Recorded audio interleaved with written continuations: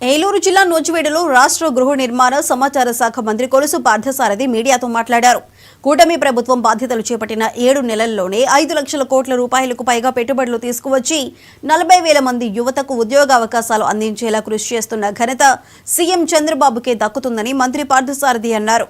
నూజివీడు దగ్గరలోని మల్లవల్లి పారిశ్రామిక వాడలో అశోక్ లేలాండ్ వంటి ఎన్నో సంస్థలు పెట్టుబడి పెట్టేందుకు ముందుకు వచ్చాయి.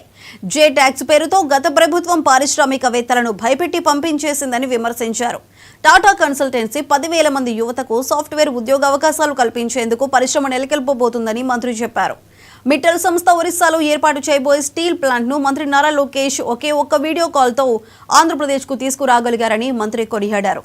విశాఖ స్టీల్ ప్లాంట్ ప్రైవేటీకరణ కాకుండా ముఖ్యమంత్రి చర్యలు తీసుకున్నారని మంత్రి అన్నారు.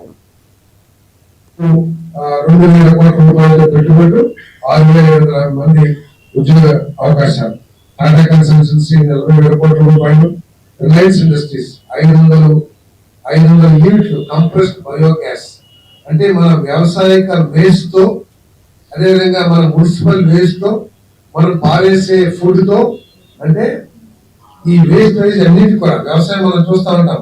చెరుకు ఆకుల్ని లేకపోతే వరిగడ్డిని ఖాళీ చేస్తాం, దొడ్డు లేకపోతే సమస్యలు చేస్తాను. దాని మూలంగా పొల్యూషన్ కూడా అవుతుంది. అదేవిధంగా మన మున్సిపల్ వేస్ట్ ఉంది, పొల్యూషన్ కారణమవుతా ఉంది.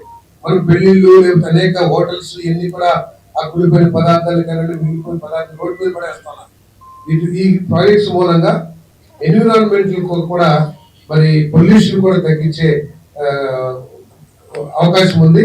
అటువంటి 500 యూనిట్లు 65,000 కోట్లతో మరి రిలయన్స్ ఇండస్ట్రీస్ 2 లక్షల మందికి ఉద్యోగ అవకాశాలు కల్పించే 500 యూనిట్లు పెట్టుబడి స్థాపించడానికి ఇప్పటికే అగ్రిమెంట్స్ సంతకాలు పెట్టేశారు. వారికి కావాల్సిన భూములు కేటాయిస్తూ కూడా కేంద్ర ప్రభుత్వం మరి చర్యలు తీసుకుందని చెప్పేసి కూడా ఈ సందర్భంగా చేస్తాం. ఎన్టీపీసీ ఇటీవలే మన ప్రియతమ ప్రధానమంత్రి మోడీ గారి చేతి మీద శంకుస్థాపన కూడా మనం చేసుకున్న